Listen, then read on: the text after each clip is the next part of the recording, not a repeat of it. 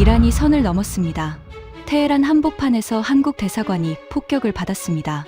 혁명수비대 4,700명이 동시에 움직였고 31명의 한국 국민이 고립됐습니다. 전 세계가 얼어붙었습니다. 하지만 한국은 미사일 한 발 없이 43분 만에 모든 것을 뒤집었습니다. 드론 38대를 투입한 이란은 오히려 27대를 잃었고 호르무즈 해협 봉쇄는 단 한 척의 피해도 만들지 못했습니다. 이란 혁명수비대 28년 경력의 작전 지휘관이 고백했습니다. 우리가 상대한 건 한국이 아니라 한국이 만든 시스템이었습니다. 중동 전체를 경악시킨 그날 밤의 충격적인 전말을 지금 공개합니다.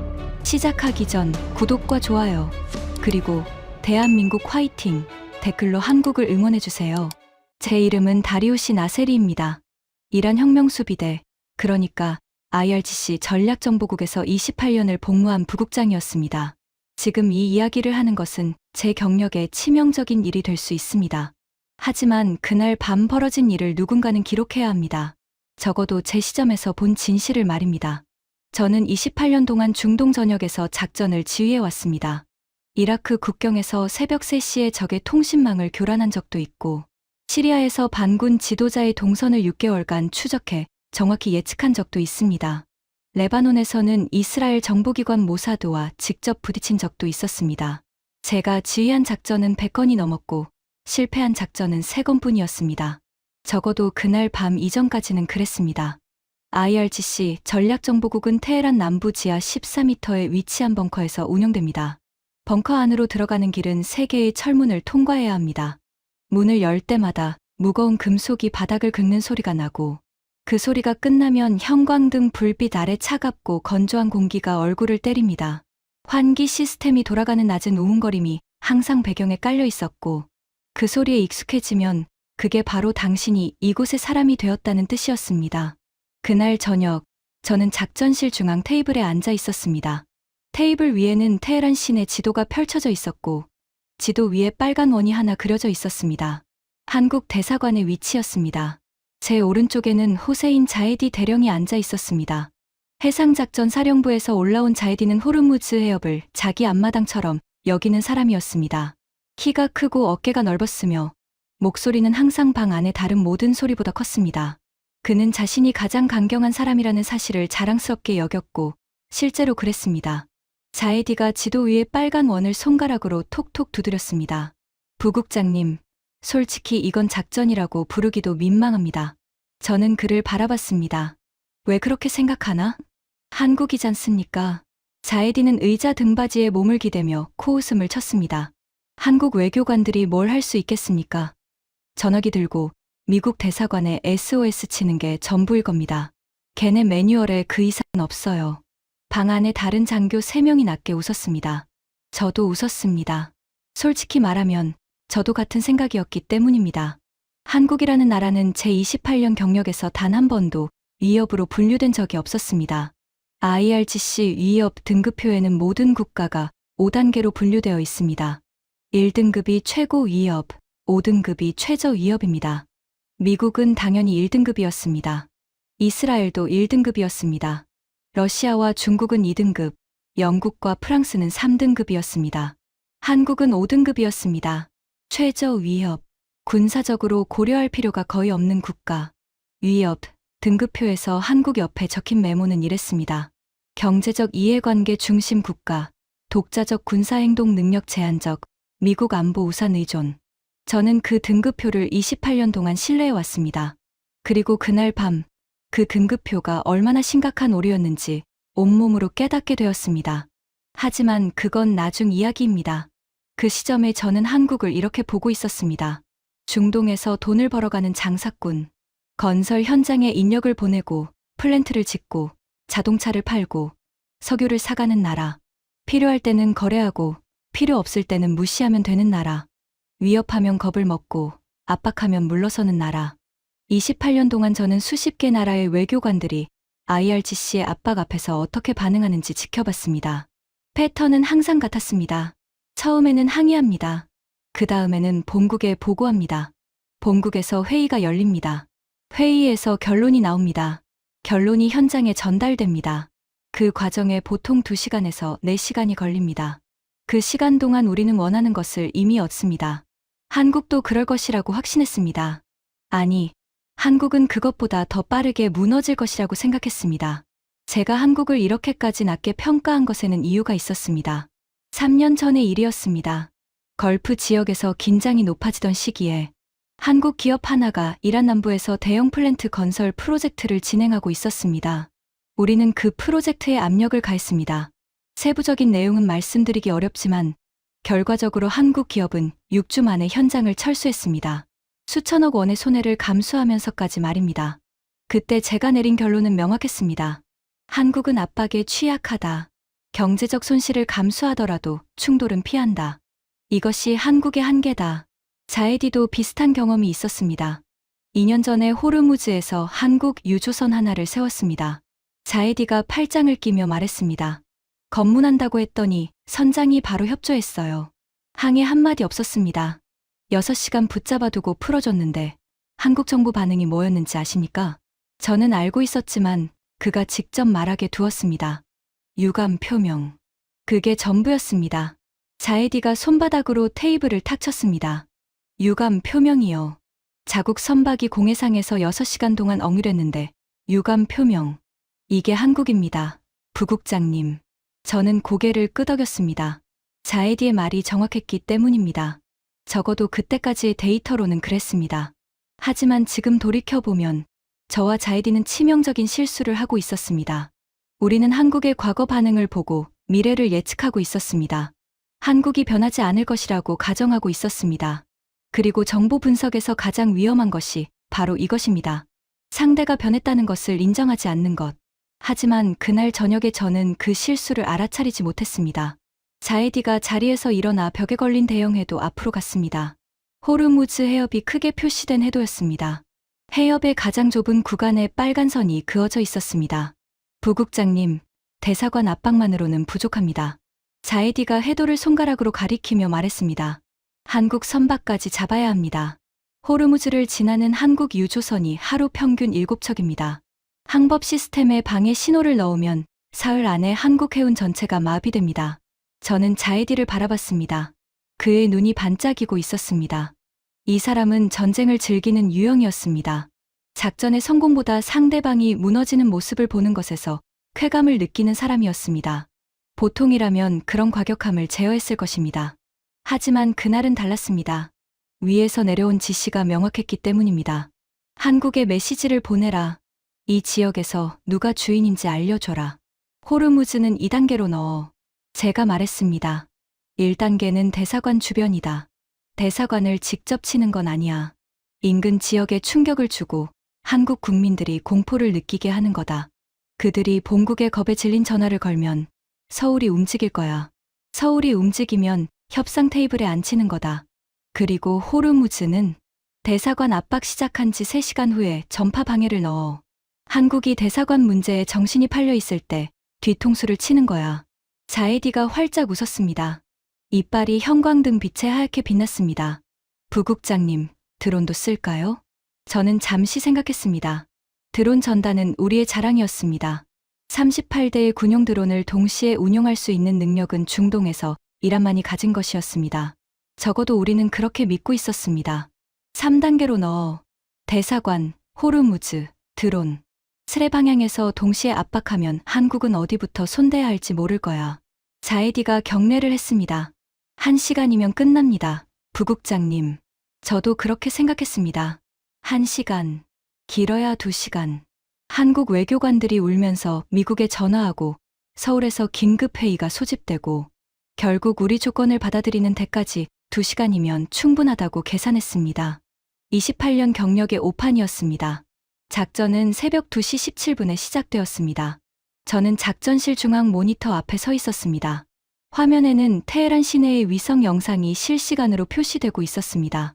한국 대사관 건물이 화면 중앙에 있었고 그 주변 반경 200m가 노란색으로 표시되어 있었습니다. 작전 구역이었습니다. 자에디는 옆방에서 호르무즈 해상 작전을 지휘하고 있었습니다. 벽 너머로 그의 목소리가 들렸습니다. 부하들에게 전파방해 장비의 최종 점검을 지시하는 소리였습니다. 새벽 2시 17분. 정확히 예정된 시간에 폭발이 일어났습니다. 한국 대사관 건물에서 북동쪽으로 약 180m 지점이었습니다. 대사관을 직접 타격한 것은 아니었습니다. 하지만 그 거리에서의 폭발은 충분한 메시지를 전달했습니다. 우리가 원하면 언제든 할 수 있다는 메시지였습니다. 모니터 화면에 주황빛 섬광이 번졌습니다. 3초 후 짙은 회색 연기가 치솟기 시작했습니다. 건물 사이로 연기가 퍼져나가는 모습이 위성 영상에 그대로 찍혔습니다. 저는 시계를 봤습니다. 2시 17분 8초. 이 시점부터 카운트가 시작되었습니다. 경험상 한국 대사관이 본국에 첫 보고를 올리는데 10분에서 15분이 걸릴 것이고, 서울에서 대응 방침이 내려오는데 최소한 시간 30분이 걸릴 것이었습니다. 그 사이 우리는 이미 2단계와 3단계를 시행하게 됩니다. 1단계 성공. 목표 지점 정확히 타격. 작전 요원의 보고가 들어왔습니다. 민간인 사상 없음. 대사관 건물 직접 피해 없음. 주변 유리창 파손 및 도로 일부 파편 확인. 완벽했습니다. 계획한 그대로였습니다. 충분히 가까워서 공포를 주되, 충분히 멀어서 국제적 비난을 피할 수 있는 거리. 이것이 IRGC가 28년 동안 완성한 압박의 기술이었습니다. 저는 모니터 앞에 팔짱을 끼고 서서 한국 대사관의 반응을 기다렸습니다. 통신 감청 시스템이 대사관 주변의 모든 전화 신호를 잡아내고 있었습니다. 한국 대사관이 서울에 긴급 전화를 거는 순간 우리는 그 사실을 알 수 있었습니다. 1분이 지났습니다. 감청 시스템에는 아무런 신호도 잡히지 않았습니다. 예상 가능한 범위였습니다. 폭발 직후에는 혼란 상태일 것입니다. 아직 상황 파악도 못했을 겁니다. 3분이 지났습니다. 여전히 아무런 통신 신호가 없었습니다. 이건 조금 느린 편이었습니다. 보통 3분이면 최소한 한 통의 전화는 나갑니다. 상급자에게 보고하는 전화 또는 인근 경찰에 확인하는 전화. 하지만 한국 대사관에서는 아무런 통신도 나오지 않고 있었습니다. 5분이 지났습니다. 이때 제 안에서 처음으로 뭔가 불편한 감각이 스쳤습니다. 아직 불안은 아니었습니다. 그냥 이상함이었습니다. 경험에 맞지 않는 무언가가 벌어지고 있다는 미세한 신호였습니다. 통신 감청 상태 확인해. 제가 말했습니다. 장비 이상 없습니다. 부국장님. 감청 범위 내 모든 주파수 정상 수신 중입니다. 장비 문제가 아니었습니다. 한국 대사관이 정말로 어디에도 전화를 걸지 않고 있는 것이었습니다. 폭발 후 5분 동안 단 한 통의 전화도, 단 한 건의 긴급 메시지도 나오지 않는 대사관. 28년 동안 이런 반응을 본 적이 없었습니다.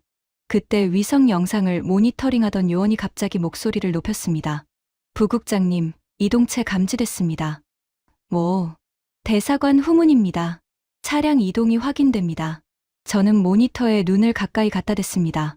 위성 영상의 해상도에는 한계가 있었지만 분명히 보였습니다. 한국 대사관 후문에서 차량이 빠져나오고 있었습니다. 차종 확인 가능한가? 대형 차량입니다. 버스로 추정됩니다. 몇 대? 요원이 화면을 확대했습니다. 2초 후 대답이 왔습니다. 3대입니다. 3대. 제 머릿속에서 계산이 시작되었습니다. 한국 대사관에 대형 버스가 3대 있다는 정보는 없었습니다. 그리고 그 버스가 폭발 후 불과 7분 만에 움직이고 있다는 사실은 더더욱 설명이 되지 않았습니다. 7분입니다. 폭발이 일어난 지 겨우 7분 만에 대피용 차량이 움직이고 있었습니다. 서울에 전화를 걸 시간조차 없는 시간입니다. 허가를 받을 시간도 없습니다. 회의를 소집할 시간은 당연히 없습니다. 그런데 버스 3대가 이미 움직이고 있었습니다. 저게 가능합니까? 제 뒤에 서 있던 중령 하나가 혼잣말처럼 물었습니다. 저는 대답하지 않았습니다. 대답할 수가 없었습니다. 가능한지 불가능한지의 문제가 아니었습니다. 실제로 벌어지고 있는 일이었으니까요. 그때 옆방에서 자이디의 목소리가 들렸습니다. 2단계 준비 완료. 전파방에 투입합니까? 저는 원래 계획대로라면 즉시 승인해야 했습니다. 대사관 압박이 시작된 후 3시간 뒤에 호르무즈 전파 방해를 넣을 예정이었지만 한국의 대응이 예상보다 빠른 이상 일정을 앞당겨야 했습니다. 투입해. 제가 명령했습니다. 그리고 도로 차단 시작해. 대사관 주변 반경 500m, 주요 간선도로 3개 전부 막아. 부하가 즉시 명령을 전달했습니다. 10분 안에 테헤란 시내 3개 주요 도로가 차단될 것이었습니다. 저는 다시 모니터를 바라봤습니다. 버스 3대는 이미 대사관에서 상당히 벗어난 위치까지 이동해 있었습니다. 그리고 놀라운 것은 3대가 전부 다른 방향으로 달리고 있다는 것이었습니다. 한 대는 북쪽으로, 한 대는 서쪽으로, 한 대는 남동쪽으로. 완전히 다른 세계의 경로였습니다. 등줄기에 서늘한 감각이 스쳤습니다. 이건 공포에 질린 사람들의 도주가 아니었습니다. 공포에 질린 사람들은 같은 방향으로 도망칩니다. 가장 가까운 출구를 향해 달립니다. 서로 다른 세 방향으로 계획적으로 분산하는 것은 패닉의 행동이 아니었습니다. 훈련된 행동이었습니다. 저는 시계를 다시 봤습니다. 폭발 후 11분. 한국 대사관은 여전히 단 한 통의 전화도 걸지 않았습니다. 하지만 버스 3대는 이미 테헤란 시내를 세 갈래로 가르며 달리고 있었습니다. 그 순간 제 머릿속에서 하나의 질문이 떠올랐습니다. 전화를 걸지 않았다는 것은 허가를 구하지 않았다는 뜻입니다. 허가를 구하지 않았다는 것은 허가가 필요 없었다는 뜻입니다. 허가가 필요 없었다는 것은 이미 결정이 내려져 있었다는 뜻입니다. 폭발이 일어나기 전에 이미 결정이 끝나 있었다. 심장이 한 박자 빠르게 뛰었습니다. 28년 동안 수백 건의 작전을 지휘하면서도 이런 속도의 대응을 본 적이 없었습니다. 미국 대사관도 이렇게 빠르지 않습니다. 이스라엘 대사관도 이 정도는 아닙니다. 하지만 한국이 하고 있었습니다. 5등급 국가, 위협 등급표 최하위, 군사적으로 고려할 필요가 거의 없는 나라. 그 나라가 지금 제 작전의 첫 번째 수를, 제가 미처 두 번째 수를 두기도 전에 이미 무력화하고 있었습니다. 부국장님, 도로 차단 완료까지 4분 남았습니다. 부하의 보고를 들으며 저는 모니터를 바라봤습니다. 버스 3대의 이동 경로가 화면에 실시간으로 그려지고 있었습니다. 세 개의 선이 테헤란 시내를 가르며 점점 멀어지고 있었습니다. 도로 차단이 완료되면 저 버스들도 멈출 것이라고 생각했습니다. 아직은 그렇게 생각했습니다. 하지만 가슴 한켠에서 올라오는 불편한 감각을 떨칠 수가 없었습니다. 마치 체스에서 내가 먼저 수를 뒀는데 상대가 이미 세 수 앞을 내다보고 있는 것 같은 느낌. 이 느낌은 28년 경력에서 딱 두 번 있었습니다. 한 번은 모사드와 부딪혔을 때, 또 한 번은 바로 이 순간이었습니다. 저는 턱을 괴고 화면을 응시했습니다. 버스 세대의 빛나는 점이 테헤란의 밤거리를 가르고 있었습니다. 그때는 몰랐습니다. 이것이 시작에 불과하다는 것을. 한국이라는 나라가 앞으로 몇 시간 동안 제 경력의 모든 가정을, 모든 확신을, 모든 자만을 하나씩 부숴버릴 것이라는 사실을. 자에디가 옆방에서 고개를 내밀며 외쳤습니다. 호르무즈 전파방에 투입 시작합니다. 그의 목소리에는 여전히 자신감이 넘쳤습니다. 저는 고개를 끄덕였습니다. 하지만 7분 전까지 있었던 확신은 이미 흔들리기 시작하고 있었습니다. 테헤란의 밤하늘에 연기가 천천히 퍼지고 있었습니다. 그리고 그 연기 아래 어딘가에서 한국이라는 나라는 이미 우리가 상상하지 못한 방식으로 움직이고 있었습니다. 도로 차단 명령이 실행된 지 4분 후 테헤란 시내 주요 간선도로 3개가 막혔습니다. 우리 병력이 검문소를 설치하고 차량 통행을 차단했습니다. 대사관 주변 반경 500m는 사실상 거대한 그물이 된 셈이었습니다. 저는 모니터를 바라보며 만족스러운 계산을 하고 있었습니다. 도로가 막혔으니 버스는 멈출 것이고, 멈춘 버스 안에 갇힌 한국 국민들은 공포에 질릴 것이고, 공포에 질린 사람들의 비명이 서울까지 전해지면 협상이 시작될 것이라고. 그런데 모니터 속 버스 3대의 움직임을 추적하던 요원이 이상한 말을 했습니다. 부국장님, 버스들이 차단 구역에 진입하지 않고 있습니다. 세 대 모두 차단된 도로를 피해서 이동하고 있습니다. 저는 모니터 앞으로 빠르게 다가갔습니다. 화면 위에 표시된 파란 점 3개. 그것이 한국 버스 3대였습니다. 그리고 빨간 선 3개. 그것이 우리가 차단한 도로였습니다. 파란 점은 빨간 선에 단 한 번도 닿지 않고 있었습니다. 우연일 수 있습니다. 뒤에 서 있던 중령이 말했습니다. 하지만 저는 우연이 아니라는 것을 본능적으로 알고 있었습니다. 우연이라면 3대 중 최소 한 대는 차단 구역에 부딪혀야 합니다. 3대가 전부 서로 다른 방향으로 달리면서 전부 차단 구역을 피하는 것은 우연의 확률 범위를 벗어나 있었습니다. 그때 작전 요원 하나가 급하게 보고했습니다. 남동쪽 버스가 골목길로 진입했습니다. 위성 추적이 어렵습니다. 북쪽 버스도 고가도로 밑으로 들어갑니다. 영상에서 사라지고 있습니다. 3대의 버스가 동시에 위성 사각지대로 들어가고 있었습니다. 고가도로 아래, 건물 밀집 지역, 좁은 골목. 위성 영상으로는 추적이 불가능한 구간들이었습니다. 손바닥에 땀이 배기 시작했습니다. 이건 우연이 아니었습니다. 한국은 우리 위성의 사각지대가 어디인지 알고 있었습니다. 그리고 그 사각지대를 이용해 버스를 숨기고 있었습니다.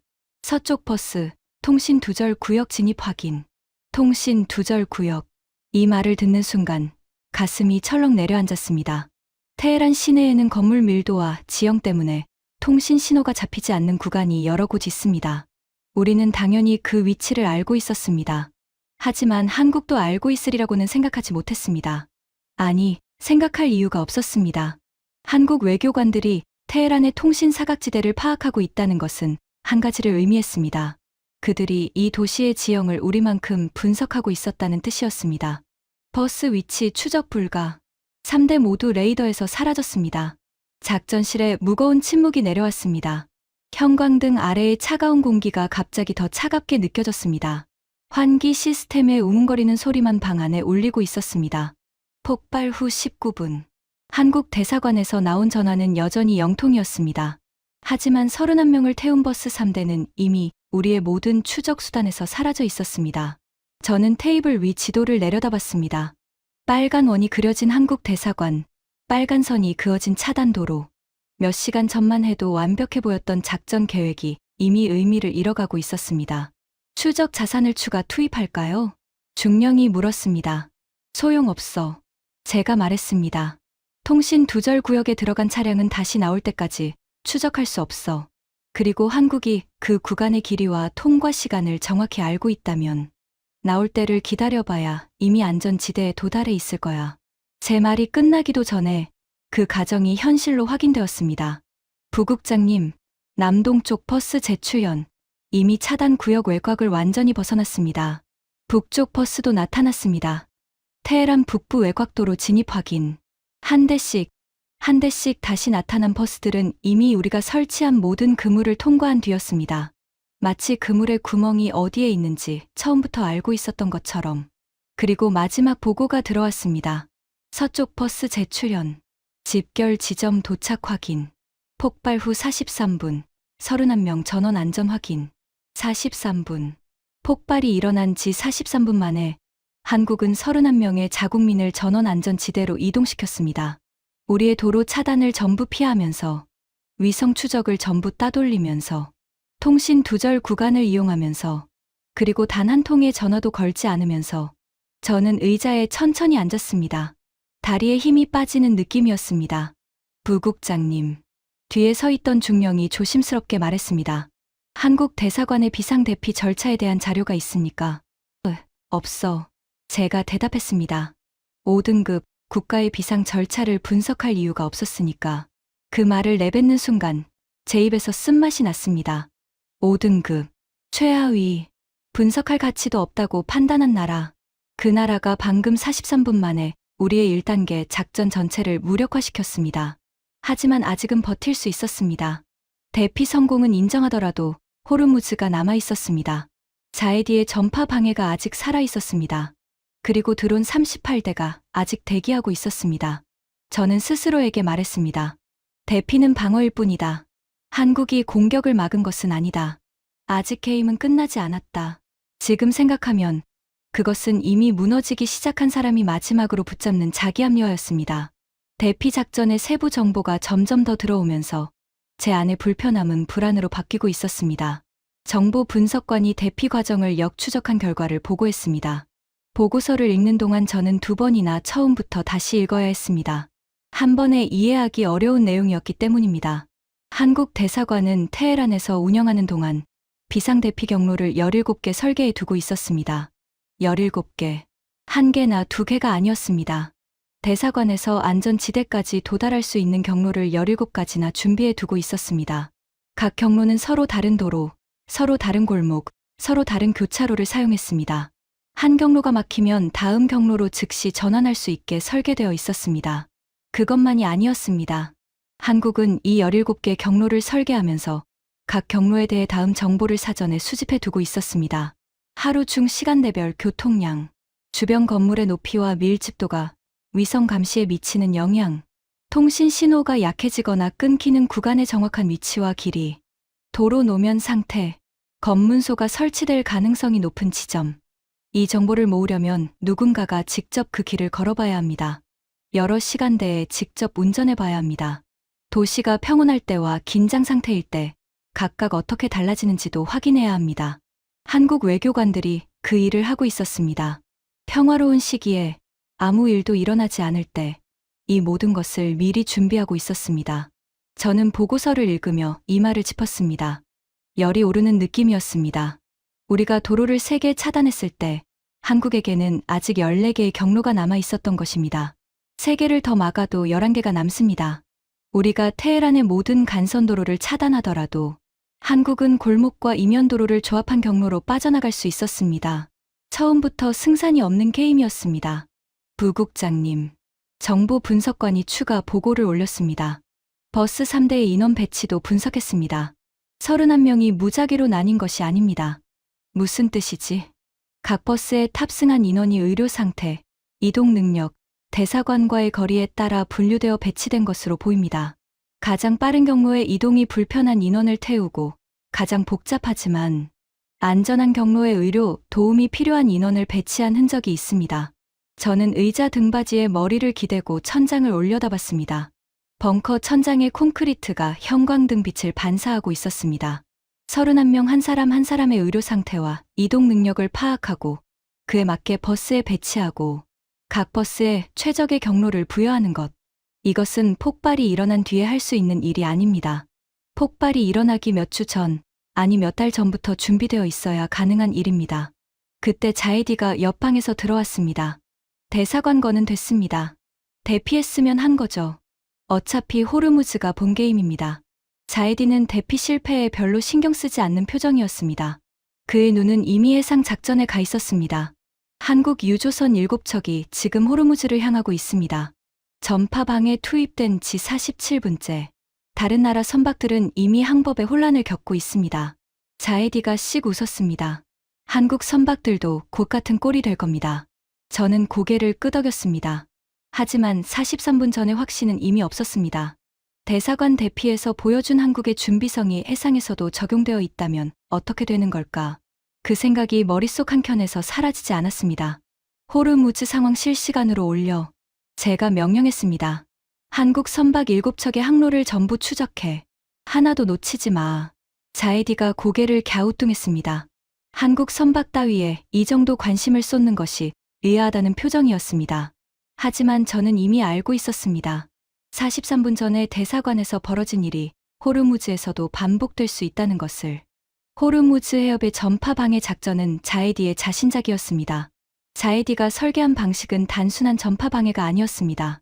민간 선박이 사용하는 항법 위성 데이터 안에 오류 신호를 삽입하는 방식이었습니다. 겉으로 보면 정상적인 항법 데이터처럼 보이지만 실제로는 좌표가 조금씩 틀어져 있었습니다. 선박이 그 데이터를 믿고 항해하면 자신도 모르게 위험한 해역으로 들어가게 됩니다. 이 방식의 가장 교활한 점은 선박이 자신이 속고 있다는 사실을 알아차리기 어렵다는 것이었습니다. 데이터가 갑자기 사라지는 것이 아니라 정상적으로 보이는 데이터가 조금씩 거짓말을 하는 것이기 때문입니다. 자이디는 이 방식으로 3년간 호르무즈를 지나는 선박들을 압박해왔습니다. 성공률은 높았습니다. 전파 방해가 투입된 지 2시간이 지났습니다. 자이디가 작전실로 들어와 해상 현황을 보고했습니다.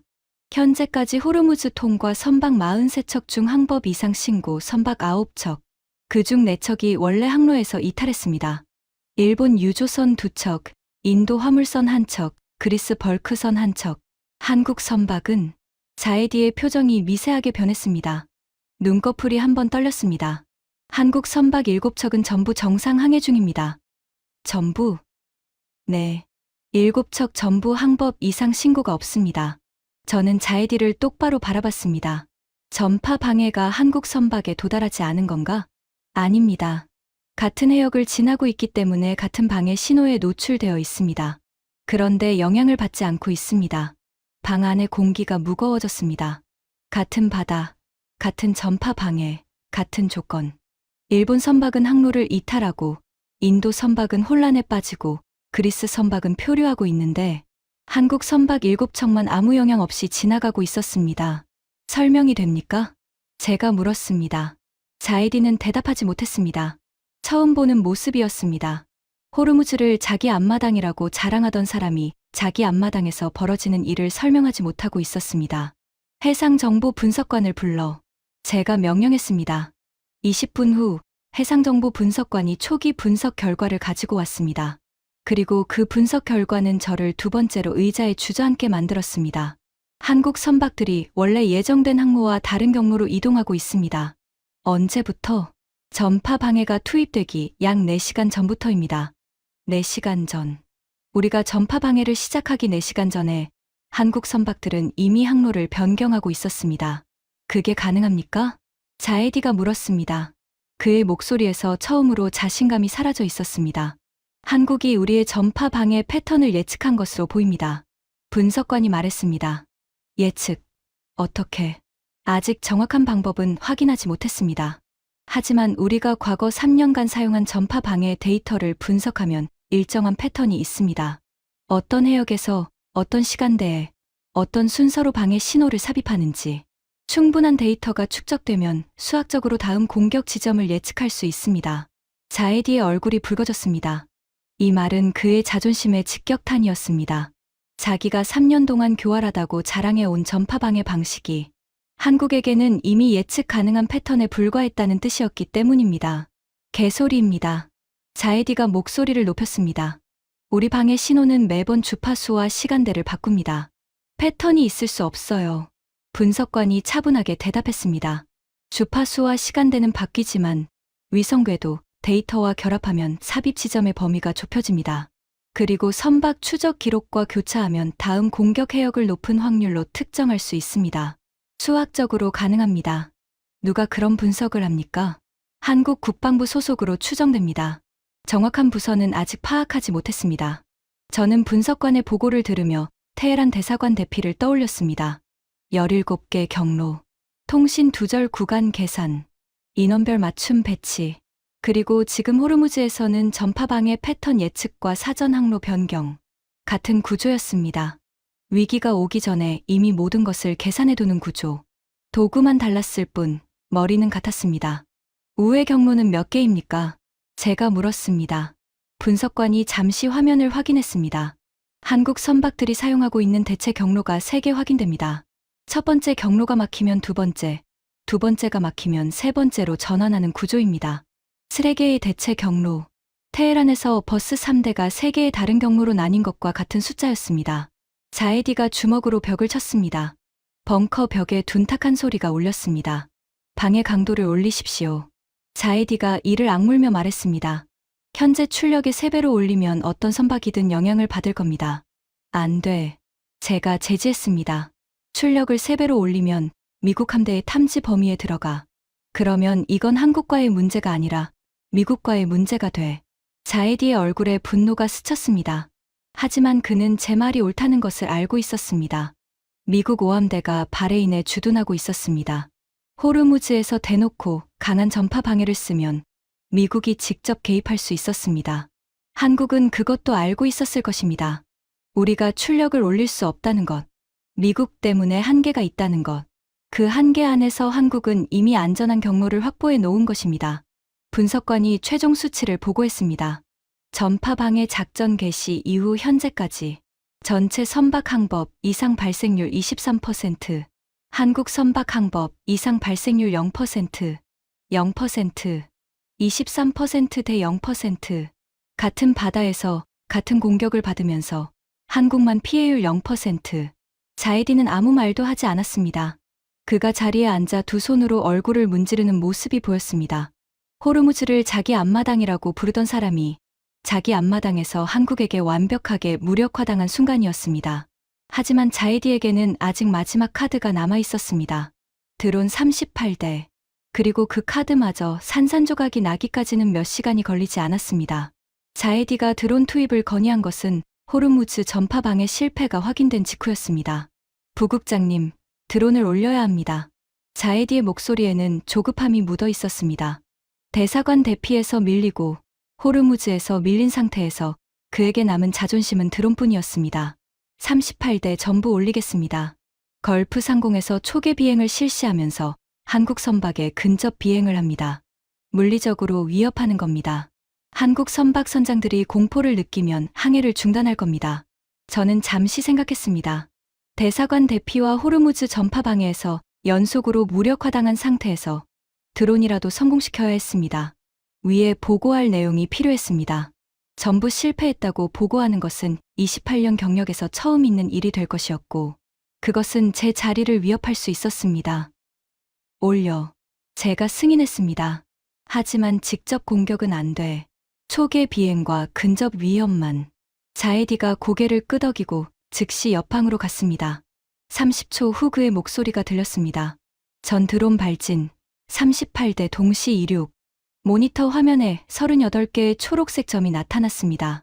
이란 남부 해안기지에서 동시에 이륙한 드론들이 걸프를 향해 흩어지기 시작했습니다. 초록색 점들이 부채꼴 모양으로 퍼져나가는 모습은 마치 거대한 그물이 바다를 덮는 것처럼 보였습니다. 자에디가 돌아와 모니터 옆에 서며 팔짱을 꼈습니다. 표정에 자신감이 다시 돌아와 있었습니다. 드론 전단은 그의 자랑이었습니다. 38대를 동시에 통제할 수 있는 능력은 중동에서 이란만이 가진 것이었고, 자에디는 그 시스템을 직접 구축한 사람이었습니다. 15분 후면 걸프 중앙부에 도달합니다. 자에디가 말했습니다. 한국 선박들 머리 위를 지나가는 순간 선장들 간담이 서늘해질 겁니다. 저는 대답하지 않고 모니터를 바라봤습니다. 38개의 초록색 점이 순서대로 바다 위를 가르고 있었습니다. 움직임은 정확했습니다. 지상 통제소의 신호를 받아 일정한 간격과 고도를 유지하며 비행하고 있었습니다. 발진 후 11분이 지났을 때 첫 번째 이상이 감지되었습니다. 7번 드론 항로 이탈. 관제 요원의 목소리가 들렸습니다. 자에디가 고개를 돌렸습니다. 이탈 각도 3도입니다. 미세합니다. 자에디가 코를 훌쩍였습니다. 바람 영향이겠지. 자동 보정될 거야. 실제로 드론의 미세한 항로 이탈은 드문 일이 아니었습니다. 바람이나 기류의 영향으로 몇 도 정도 벗어나는 것은 정상 범위 안에 있었고, 항법 시스템이 자동으로 보정하는 것이 일반적이었습니다. 하지만 30초 후 7번 드론의 이탈 각도는 3도에서 7도로 커졌습니다. 그리고 자동 보정이 작동하지 않았습니다. 7번 드론 이탈 각도 증가 중. 현재 7도. 자동 보정 반응 없음. 자에디가 모니터 앞으로 다가갔습니다. 수동 보정 시도해. 시도 중입니다. 반응 없습니다. 7번 드론이 제어 신호에 반응하지 않고 있습니다. 자에디의 표정이 굳었습니다. 드론이 제어 신호에 반응하지 않는다는 것은 심각한 문제였습니다. 통신이 끊긴 것인지, 장비가 고장난 것인지, 아니면 다른 무언가가 일어나고 있는 것인지. 그리고 1분 후 7번 드론의 초록색 점이 화면에서 사라졌습니다. 7번 드론 추락 확인. 작전실에 짧은 침묵이 흘렀습니다. 드론 1대의 추락은 심각한 문제가 아닙니다. 기계는 고장날 수 있습니다. 부품이 노후되거나 소프트웨어 오류가 발생할 수 있습니다. 38대 중 1대의 손실은 통계적으로 허용 가능한 범위였습니다. 자에디도 같은 생각이었던 것 같습니다. 교체기 투입해. 그가 담담하게 말했습니다. 하지만 문제는 거기서 끝나지 않았습니다. 7번 드론이 추락한 지 23분 후 15번 드론에서 같은 증상이 나타났습니다. 미세한 항로 이탈, 이탈 각도 증가, 자동 보정 실패, 수동 보정 불능, 그리고 추락. 15번 드론 추락 확인. 자에디의 눈이 가늘어졌습니다. 위치가 어디야? 7번 추락 지점에서 북서쪽 140km 지점입니다. 위치가 달랐습니다. 같은 장소에서 같은 문제가 발생한 것이 아니었습니다. 서로 떨어진 두 지점에서 서로 다른 드론이 완전히 같은 패턴으로 추락한 것이었습니다. 저는 그 순간 테헤란 대사관의 일을 떠올렸습니다. 서로 다른 장소, 서로 다른 시간, 하지만 같은 구조. 17개의 경로의 설계, 3개의 대체 항로, 그리고 지금 같은 패턴의 드론 추락. 자에디. 제가 말했습니다. 두 드론의 비행 기록 데이터를 전부 뽑아서 비교 분석해. 자에디가 고개를 끄덕이고 분석을 지시했습니다. 하지만 분석이 끝나기 전에 세 번째 드론이 추락했습니다. 22번 드론. 같은 패턴이었습니다. 항로 이탈, 보정 실패, 통제 불능, 추락. 네 번째가 떨어졌습니다. 다섯 번째가 떨어졌습니다. 1시간에 5대.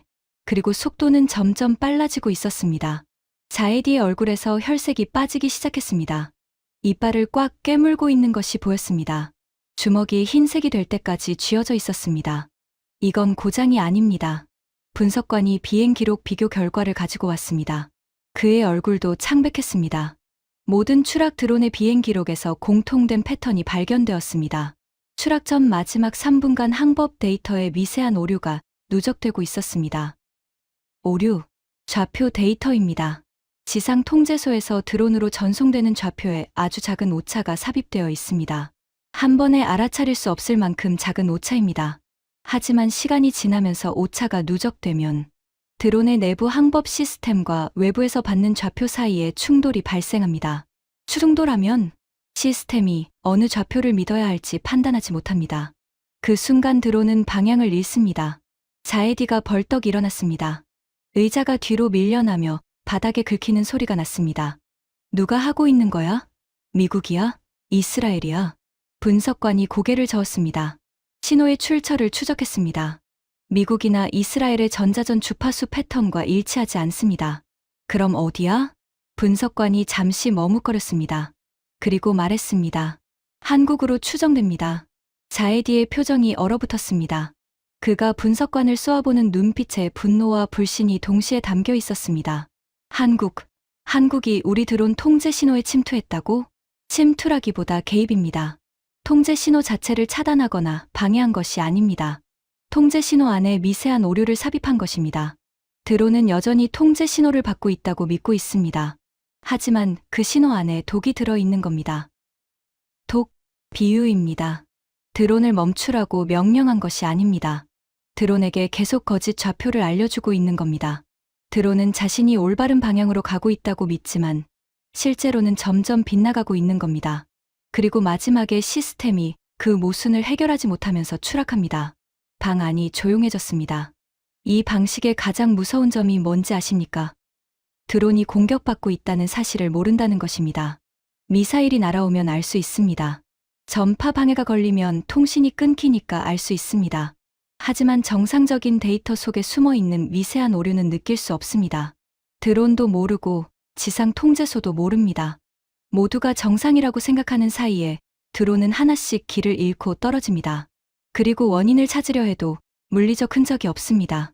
미사일 파편도 없고 강한 전파 방해 기록도 없습니다. 남는 것은 설명할 수 없는 장비 고장 기록뿐입니다. 저는 의자에 앉아 두 손을 깍지 끼고 이마에 대었습니다. 눈을 감았습니다. 형광등 빛이 눈꺼풀 너머로 밝게 느껴졌습니다. 한국은 우리의 드론 통제 구조를 분석했습니다. 지상 통제소와 드론 사이를 오가는 신호의 구조를 파악했습니다. 그리고 그 안으로 들어가 미세한 오류를 심었습니다. 시스템을 파괴한 것이 아니라 시스템을 속인 것입니다. 6시간이 지났을 때 38대 중 27대가 추락했습니다. 27대. 자에디는 마지막 1시간 동안 한마디도 하지 않았습니다. 입술이 파랗게 질려 있었습니다. 모니터에서 초록색 점이 하나씩 사라질 때마다 그의 어깨가 조금씩 무너지고 있었습니다. 38대 드론 전단을 직접 구축한 사람이 자기 작품이 한 대씩 떨어지는 것을 지켜보고 있었습니다. 나머지 11대는 제가 물었습니다. 회수 명령 내렸습니다. 자에디의 목소리가 거의 들리지 않을 만큼 작았습니다. 11대마저 이룰 수 없습니다. 자에디가 회수 명령을 내린 것은 맞는 판단이었습니다. 하지만 그것이 의미하는 바는 명확했습니다. 한국의 사이버 작전 앞에서 우리가 먼저 물러난 것이었습니다. 저는 자에디를 바라봤습니다. 몇 시간 전까지 한국이잖습니까? 라고 코웃음 치던 사람이 지금은 의자에 주저앉아 두 손으로 얼굴을 가리고 있었습니다. 드론 작전이 사실상 종료된 직후 정보 채널을 통해 한 건의 문서가 들어왔습니다. 출처는 이스라엘이었습니다. 정확히 말하면 이스라엘 군사정보국의 내부 분석 보고서가 제3국 정보 채널을 통해 유출된 것이었습니다. 의도적인 유출인지 우발적인 유출인지는 알 수 없었습니다. 하지만 이스라엘 정보기관에 우발적인 일은 거의 없다는 것이 정보업계의 상식이었습니다. 문서의 제목은 단순했습니다. 한국 위기 대응 시스템 평가. 저는 그 문서를 읽기 시작했습니다. 그리고 읽으면서 손이 떨리기 시작했습니다. 28년 동안 수천 건의 보고서를 읽어 온 사람의 손이 떨렸습니다. 이스라엘 군사정보국의 평가는 이랬습니다. 한국의 위기 대응 시스템은 여러 영역에서 동시에 작동하는 통합 구조를 갖추고 있으며 지상 대피 작전, 해상 위협 분석, 공중 방어, 사이버 작전이 하나의 설계 원리 아래 연결되어 있다. 이 시스템의 수준은 이스라엘 자국 시스템과 동급이거나 사이버 영역에서는 일부 우위에 있는 것으로 평가된다. 이스라엘과 동급이거나 일부 우위. 이 문장의 무게를 이해하려면 이스라엘이 어떤 나라인지 알아야 합니다. 이스라엘은 건국 이래 매일이 전쟁인 나라입니다. 사면이 적으로 둘러싸인 환경에서 살아남기 위해 세계 최고 수준의 정보기관과 위기 대응 시스템을 구축한 나라입니다. 모사드는 CIA와 함께 세계 양대 정보기관으로 불리고 이스라엘의 사이버 능력은 미국 다음이라는 평가를 받고 있습니다. 그 이스라엘이 한국을 자국과 동급으로 평가한 것입니다. 저는 IRGC에서 28년 동안 이스라엘을 상대해왔습니다. 이스라엘은 우리의 1등급 적이었습니다.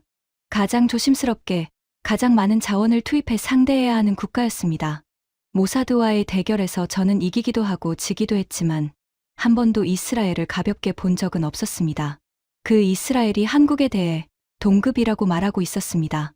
그리고 우리는 그 한국을 5등급, 최하위로 분류하고 있었습니다. 보고서를 다 읽고 나서 저는 한동안 아무것도 할 수 없었습니다. 머릿속이 텅 빈 느낌이었습니다. 28년 동안 쌓아온 판단의 기준이 흔들리는 느낌이었습니다. 이스라엘 보고서에는 세부 분석도 포함되어 있었습니다. 한국의 지상 대피 시스템에 대해서는 이렇게 평가했습니다. 사전 설계의 깊이와 실행 속도는 이스라엘 자국 대사관 비상 프로토콜에 필적한다. 특히 다중경로 설계와 통신 두절 구간 사전 계산은 높은 수준의 현장 정보 수집 능력을 시사한다. 해상 위협 분석에 대해서는 이랬습니다. 적의 전파 방해 패턴을 수학적으로 모델링하여 사전 예측한 것은 상당한 데이터 분석 역량을 보여준다. 이스라엘 해군 정보부서도 유사한 접근을 사용하고 있지만 한국의 모델이 더 적은 데이터로 더 높은 정확도를 달성한 것으로 보인다. 더 적은 데이터로 더 높은 정확도. 이 부분에서 저는 이를 악물었습니다. 이스라엘은 수십 년간 이란의 해상 활동을 감시해왔습니다. 데이터 축적량이 한국과는 비교가 되지 않을 것입니다. 그런데 한국이 더 적은 데이터로 더 정확한 분석을 했다는 것은 알고리즘의 질이 그만큼 뛰어나다는 의미였습니다. 그리고 사이버 작전에 대한 평가가 가장 충격적이었습니다. 드론 통제 신호에 대한 미세 오류 삽입 방식은 기존 사이버전 교리에서 진일보한 접근이다. 물리적 파괴나 신호 차단 없이 시스템의 신뢰성을 내부에서 무너뜨리는 방식은 탐지가 극히 어렵고 방어 또한 극히 어렵다. 이 영역에서 한국은 이스라엘보다 앞서 있는 것으로 판단된다. 이스라엘보다 앞서 있다. 자에디가 이 문장을 읽었는지 모르겠습니다. 하지만 저는 읽었습니다. 그리고 그 문장을 읽는 순간 제 안에서 무언가가 완전히 무너졌습니다. 우리가 5등급 최하위로 분류한 나라가 세계 최고의 정보 강국이 인정하는 사이버전 강국이었습니다. 저는 보고서를 내려놓고 작전실을 둘러봤습니다. 벙커 안의 형광등이 여전히 차갑게 빛나고 있었습니다. 모니터 화면에는 아직 걸프 상공에 남아있는 드론 11대의 위치가 표시되어 있었습니다. 회수 중인 11대, 원래 38대였던 것이 11대가 된 것입니다. 자에디는 구석에 앉아 벽을 바라보고 있었습니다. 아무 말도 하지 않았습니다. 몇 시간 전까지 1시간이면 끝납니다 라고 외치던 사람이 마치 전쟁에서 진 장군처럼 앉아 있었습니다. 저는 그를 바라보면서 생각했습니다. 자에디만의 문제가 아니라고. 자에디도 나도 이 작전실에 있는 모든 사람도 같은 실수를 했다고. 우리는 한국을 보지 않았습니다. 28년 동안 한 번도 제대로 보지 않았습니다. 5등급이라는 숫자를 붙여놓고 그 숫자가 현실이라고 믿었습니다. 그 숫자 뒤에 어떤 나라가 있는지, 어떤 시스템을 만들고 있는지, 어떤 준비를 하고 있는지 한 번도 들여다보지 않았습니다. 그리고 오늘 밤 그 대가를 치렀습니다. 대사관 대피에서 43분 만에 무력화당했습니다. 호르무즈에서 피해율 0%에 막혔습니다. 드론 38대 중 27대를 잃었습니다. 그리고 이스라엘이 한국을 자국과 동급이라고 평가하는 문서가 돌아다니고 있었습니다. 작전 개시 전 자에디가 말했습니다. 1시간이면 끝납니다. 맞았습니다. 1시간이면 끝났습니다. 우리가 끝난 것입니다. 하지만 가장 고통스러운 순간은 아직 오지 않았습니다. 내일 아침 상급자들 앞에서 이 모든 것을 보고해야 했습니다. 28년 경력의 부국장이 5등급 국가에게 어떻게 박살났는지를 설명해야 했습니다. 저는 벙커의 차가운 공기를 깊이 들이마셨습니다. 콘크리트와 기름의 냄새가 폐를 채웠습니다. 그리고 생각했습니다. 5등급이라는 숫자를 처음 붙인 사람은 누구였을까? 그 사람은 한국에 대해 무엇을 알고 그 숫자를 붙였을까? 아마 아무것도 모르고 붙였을 것입니다. 그리고 그 이후로 28년 동안 아무도 그 숫자를 의심하지 않았습니다. 정보 분석에서 가장 위험한 것이 바로 이것입니다. 한 번도 의심하지 않은 가정. 너무 오래되어서 사실처럼 굳어버린 편견. 그것이 오늘 밤 저를 무너뜨린 것입니다. 한국이 무너뜨린 것이 아닙니다. 한국에 대한 저의 무지가 저를 무너뜨린 것입니다. 밤이 깊어가고 있었습니다.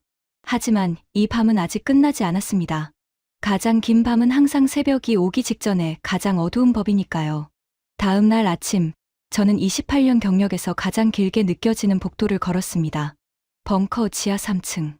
IRGC 최고사령부 회의실로 향하는 복도는 80m밖에 되지 않았지만 제 발걸음은 마치 모래 위를 걷는 것처럼 무거웠습니다.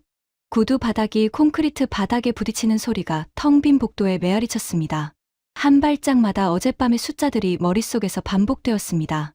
43분, 0%, 27대, 이스라엘 동급. 오른손에 들린 보고서 파일이 벽돌처럼 무거웠습니다. 회의실 문 앞에 자이디가 서 있었습니다. 어젯밤과는 완전히 다른 사람처럼 보였습니다. 호르무즈의 제왕이라는 별명이 무색하게 눈 아래 짙은 그림자가 내려앉아 있었고 얼굴은 하룻밤 사이에 5년은 늙어 보였습니다. 밤새 한숨도 못 잔 것이 분명했습니다. 우리는 눈이 마주쳤지만 아무 말도 하지 않았습니다. 말이 필요 없었습니다. 두 사람 다 같은 것을 알고 있었습니다. 지금부터 이 문 안에서 벌어질 일이 우리 경력의 전환점이 될 것이라는 사실을. 문이 열렸습니다. 회의실 안에는 이미 9명이 앉아 있었습니다. IRGC 최고사령부의 핵심 인물들이었습니다. 가장 안쪽 의자에 앉은 사람은 아바스 모라디 소장이었습니다. 전략정보국 국장이자 제 직속 상관이었습니다. 60대 초반의 노련한 군인으로 표정에서 감정을 읽는 것이 거의 불가능한 사람이었습니다. 그가 화를 낼 때도 목소리는 변하지 않았습니다. 그래서 더 무서운 사람이었습니다. 모라디 소장이 저를 바라봤습니다. 눈빛이 차가웠습니다. 보고하라. 단 2마디였습니다. 저는 보고서 파일을 펼치고 말을 시작했습니다. 목소리가 떨리지 않게 하려고 의식적으로 노력했습니다. 작전명 사막의 손, 개시 시각 새벽 2시 17분. 저는 1단계부터 차례로 보고했습니다. 1단계, 대사관 주변 타격. 타격 자체는 계획대로 실행되었습니다. 하지만 후속 효과가 예상과 완전히 달랐습니다. 한국 대사관은 폭발 후 단 한 통의 전화도 본국에 걸지 않았습니다. 그 대신 7분 만에 사전 배치된 차량 3대로 31명 전원을 대피시켰습니다. 대피 완료까지 소요 시간 43분. 우리의 도로 차단을 전부 회피했으며 위성 추적도 따돌렸습니다. 회의실에 미세한 웅성거림이 일었습니다. 2단계, 호르무즈 해협 전파 방해. 투입 후 같은 해역의 타국 선박 항법 이상 발생률 23%, 한국 선박 항법 이상 발생률 0%. 한국은 전파 방해 투입 4시간 전에 이미 항로를 변경한 것으로 확인되었습니다. 우리의 공격 패턴을 수학적으로 예측한 것으로 분석됩니다. 웅성거림이 커졌습니다. 누군가가 테이블 위에서 펜을 떨어뜨리는 소리가 났습니다. 3단계, 드론 작전. 38대 투입, 27대 추락. 추락률 71%. 원인은 드론 통제 신호에 삽입된 미세 좌표 오류. 한국 국방부 소속 사이버 부대의 작전으로 추정됩니다. 물리적 요격이 아닌 데이터 수준의 개입으로 시스템 자체의 신뢰성을 무너뜨린 방식입니다. 회의실이 완전히 조용해졌습니다. 9명의 장성과 고위 장교들이 전부 저를 바라보고 있었습니다. 모라디 소장이 천천히 입을 열었습니다. 요약하면 내게 전선에서 전부 실패했다는 뜻인가? 그렇습니다. 저는 대답했습니다. 그 2글자를 내뱉는데 온 힘이 들었습니다.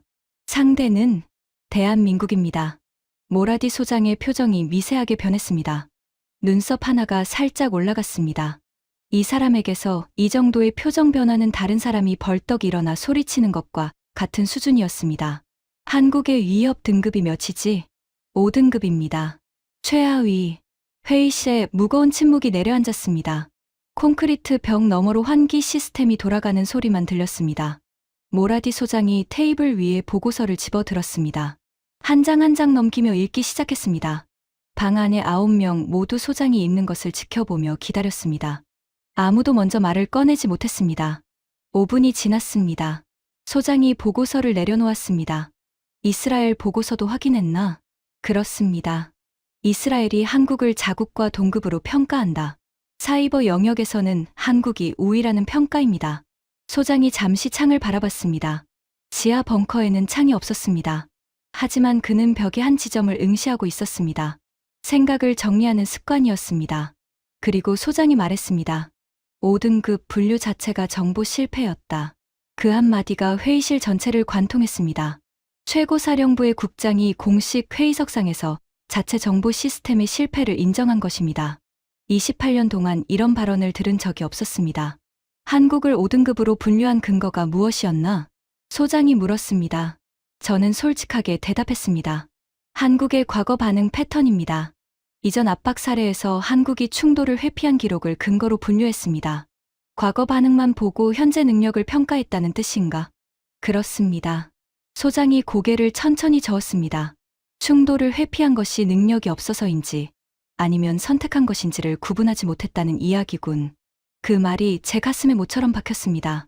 소장의 지적은 정확했습니다. 한국이 과거에 충돌을 피한 것은 능력이 없어서가 아니었습니다. 충돌을 피하면서 동시에 이런 시스템을 구축하고 있었던 것입니다.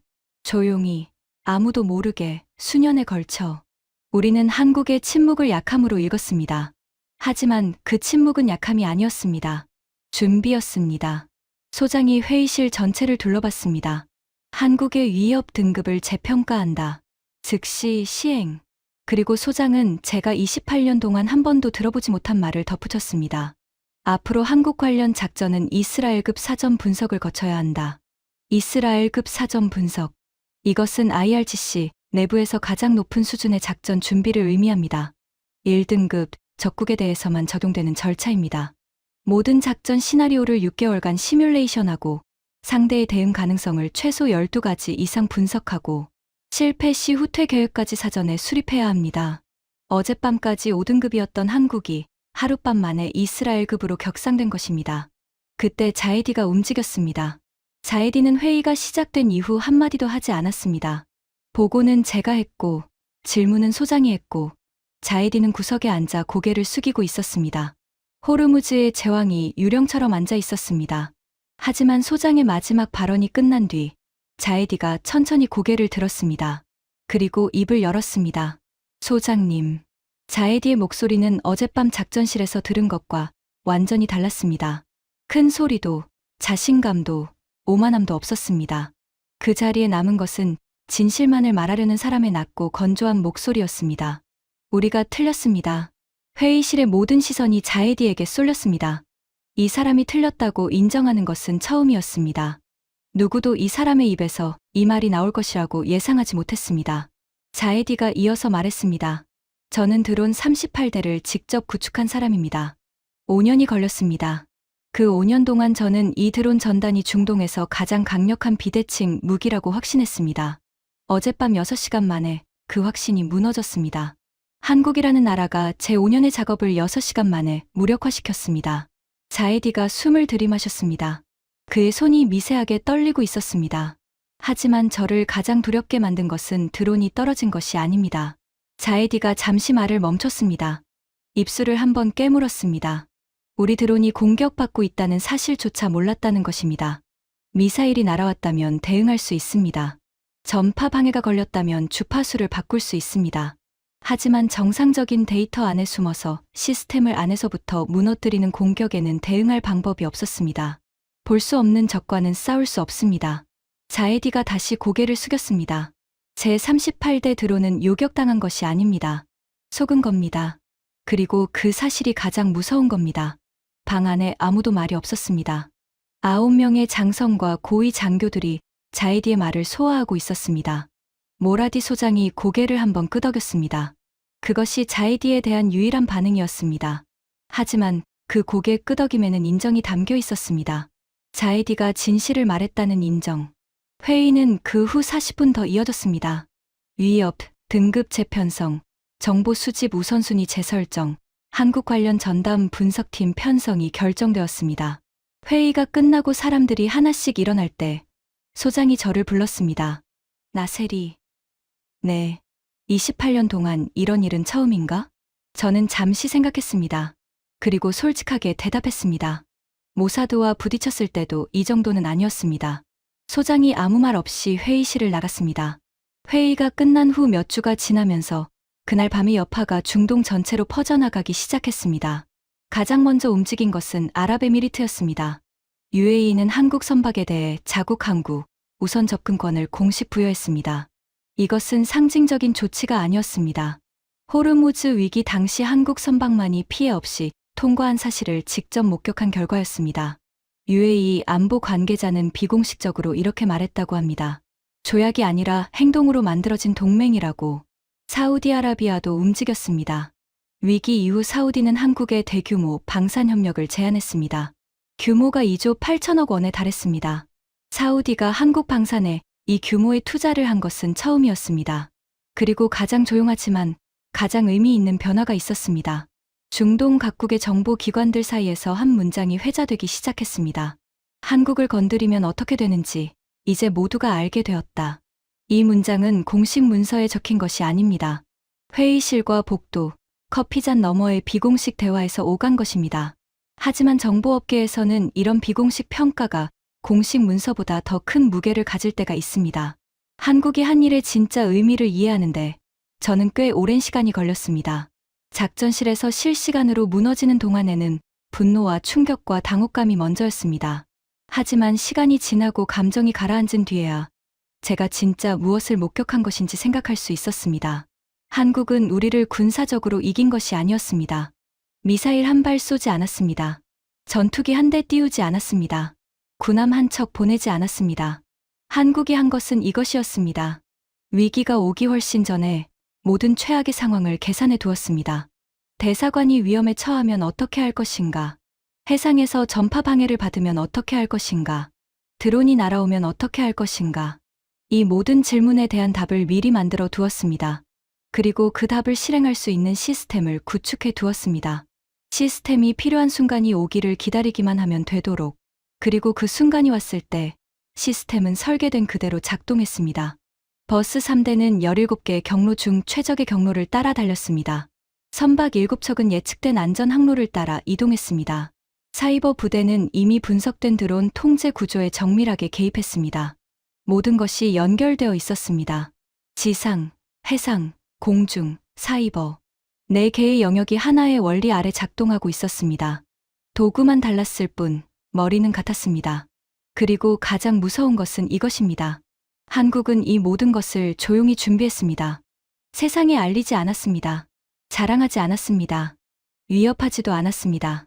그저 묵묵히 시스템을 만들고 훈련하고 검증하고 개선했습니다.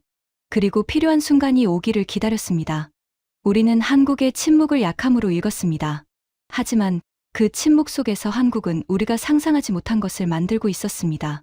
저는 28년 동안 이란의 적을 분석하는 일을 해왔습니다. 미국의 군사력을 분석했고, 이스라엘의 정보 능력을 추적했고, 러시아의 전략을 연구했습니다. 그 28년의 경력에서 제가 배운 가장 큰 교훈은 언제나 같았습니다. 보이는 것만 보면 진다. 한국은 보이지 않는 곳에서 싸움을 끝내는 나라였습니다. 폭발이 일어나기 전에 대피를 끝내고, 전파 방해가 시작되기 전에 항로를 바꾸고, 드론이 도착하기 전에 드론의 눈을 멀게 만드는 나라였습니다. 그리고 그 모든 것을 끝낸 뒤에도 한마디 하지 않는 나라였습니다. 제가 두려워하게 된 것은 한국의 무기가 아닙니다. 한국의 시스템입니다. 무기는 파괴할 수 있습니다. 하지만 시스템은 파괴하기 어렵습니다. 시스템은 사람들의 머릿속에 있기 때문입니다. 훈련 속에, 습관 속에, 문화 속에 있기 때문입니다. 한국이 이 시스템을 만드는데 얼마나 걸렸는지 정확히 알 수 없습니다. 하지만 한 가지는 확실합니다. 하룻밤에 만들어진 것이 아니라는 것. 수년, 어쩌면 수십 년에 걸쳐 만들어진 것이라는 것. 그리고 그 시간 동안 한국은 세상에 아무 말도 하지 않았습니다. 그것이 진짜 강한 나라의 방식인지도 모릅니다. 가장 크게 소리치는 나라가 가장 강한 나라가 아닙니다. 가장 조용히 준비하는 나라가 가장 강한 나라일 수 있습니다. 그날 밤 이후 저는 매일 아침 작전실에 출근할 때마다 위협 등급표를 바라봅니다.